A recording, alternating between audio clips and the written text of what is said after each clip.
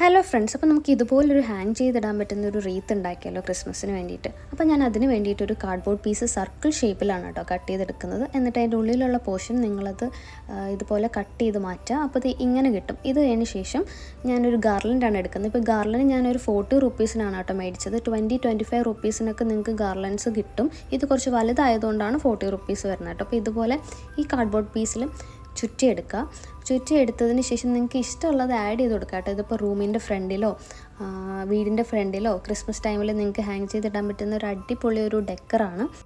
അപ്പോൾ ഞാൻ ആദ്യം ക്രിസ്മസ് ഗ്രീറ്റിംഗ് എന്ന് എഴുതിയിട്ടുള്ളതൊരു റൈറ്റിങ്സ് ആഡ് ചെയ്ത് കൊടുക്കുന്നുണ്ട്, പിന്നെ ബെൽസ് ആഡ് ചെയ്ത് കൊടുക്കുന്നുണ്ട് കേട്ടോ. അപ്പോൾ നമുക്കിത് ഹാങ് ചെയ്തിടാൻ പറ്റുന്ന ടൈപ്പ് ആയതുകൊണ്ട് ഇതിൽ ഈ ബെൽസ് ഹാങ് ചെയ്തിടാൻ പറ്റാത്തത് കൊണ്ട് ഞാൻ അവിടെ ഇതുപോലെ ഗാർലൻഡിൻ്റെ 2 പീസ് എടുത്തിട്ട് ഉള്ളിലോട്ട് കയറ്റിയിട്ട് ടൈ ചെയ്ത് കൊടുക്കുകയാണ് കേട്ടോ ചെയ്യുന്നത്. അപ്പോൾ 2 തവണ ടൈ ചെയ്ത് കൊടുക്കുക. അപ്പോൾ ഇങ്ങനെ ഇരിക്കും. ഞാൻ കുറച്ച് ബോൾസ് ആഡ് ചെയ്ത് കൊടുക്കുന്നുണ്ട്. ഒരു 4 ബോൾസാണ് കേട്ടോ ഞാൻ ആഡ് ചെയ്ത് കൊടുക്കുന്നത്. അപ്പോൾ ഈ ഹാങ് ചെയ്ത് കിടക്കുന്നത് കൊണ്ട് ഞാനത് ഡബിൾ സൈഡ് ടേപ്പ് വെച്ച് ഒട്ടിച്ച് കൊടുക്കുന്നുണ്ട്.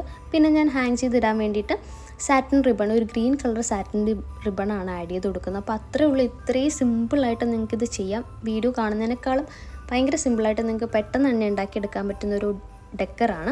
അപ്പം നിങ്ങൾക്ക് ഈ വീഡിയോ ഇഷ്ടപ്പെട്ടാൽ ലൈക്ക് ചെയ്യാൻ മറക്കണ്ട കേട്ടോ. അപ്പോൾ ഇതുപോലുള്ള വീഡിയോസ് കാണാനായിട്ട് പേജ് ഫോളോ ചെയ്യാൻ മറക്കണ്ട. അപ്പോൾ അടുത്ത വീഡിയോയിൽ കാണാം. Thank you for watching.